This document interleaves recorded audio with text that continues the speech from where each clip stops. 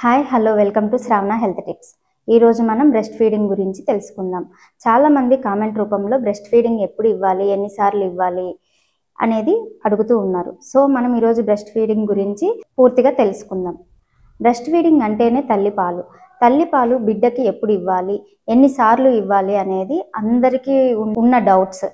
ఈ breast feeding అనేది బిడ్డ పుట్టిన వెంటనే తల్లి పాలు తాగించాలి. సాధారణ డెలివరీ అయితే బిడ్డకి అరగంటలోపు, సిజేరియన్ అయితే గంటలోపు పాలను తాగించాలి. బిడ్డ పుట్టిన వెంటనే పాలు తాగించాలి. దీనివలన బిడ్డకే కాదు తల్లికి కూడా ఆరోగ్యమే.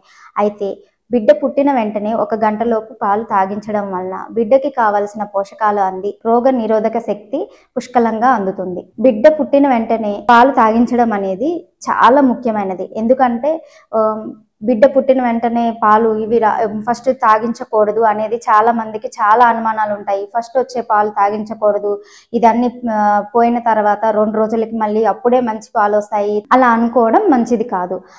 ఫస్ట్ వచ్చే లిక్విడ్ లాంటిది వాటర్ లాగా ఉంటుంది, అది ఎల్లో కలర్ లాగా ఉంటుంది. ఫస్ట్ వచ్చేదే కొలాస్ట్రమ్ అండి. ఆ కొలాస్ట్రమ్లో ఉండే కొలాస్ట్రమ్ని తీసుకోవడం వల్ల బిడ్డకి చాలా పోషకాలు అందుతాయండి. కంపల్సరీ బిడ్డకి 1 గంటలోపే పాలు తాగించాలి. వీలైనంత వరకు 1 గంటలోపు పాలు అందేలాగా తాగించాలి. కొంతమందికి పాలు రావు, కానీ పాలు వచ్చినా రాకపోయినా తల్లి రొమ్మును బిడ్డకి పట్టించాలి. తల్లి రొమ్ముని సక్ చేయడం వల్ల పాలు రాని వాళ్ళకు కూడా పాలు వచ్చే అవకాశం ఉంటుందండి.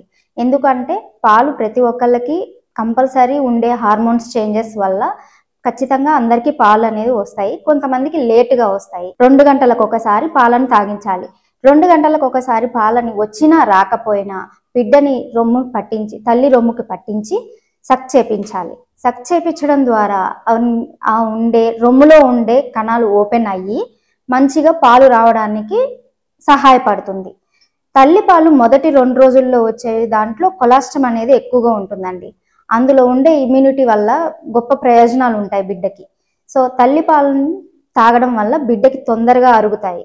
సో తల్లిపాలు రాకపోతేనే ఫార్ములా ఫీడ్ అనేది వెళ్లాల్సిన అవసరం వస్తుంది. కానీ ఫార్ములా ఫీడ్ ఇచ్చే ముందు కూడా తల్లిపాలు తాగించాలి.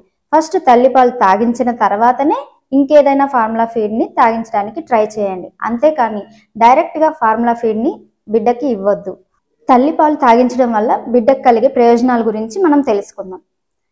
బిడ్డ సరైన ఎదుగుదలకు కావలసిన పోషకాలన్నీ తల్లిపాలలో ఉంటాయండి. తల్లిపాలు గంటలోపు పిల్లలకి తాగించడం ద్వారా వాళ్ళ ఇమ్యూనిటీ లెవెల్ అనేది పెరుగుతూ ఉంటుందండి. అది గంటలోపు మనం ఇవ్వడం అనేది బిడ్డకి మనం ఇచ్చే మొదటి టీకా లాంటిదండి. తల్లి బిడ్డలకి మధ్య సంబంధాన్ని కూడా తల్లిపాలు ఇవ్వడం ద్వారా పెంచుతుందండి, మెరుగుపరుస్తుంది. తల్లిపాలు బిడ్డ రోగ నిరోధక శక్తిని పెంచుతుంది.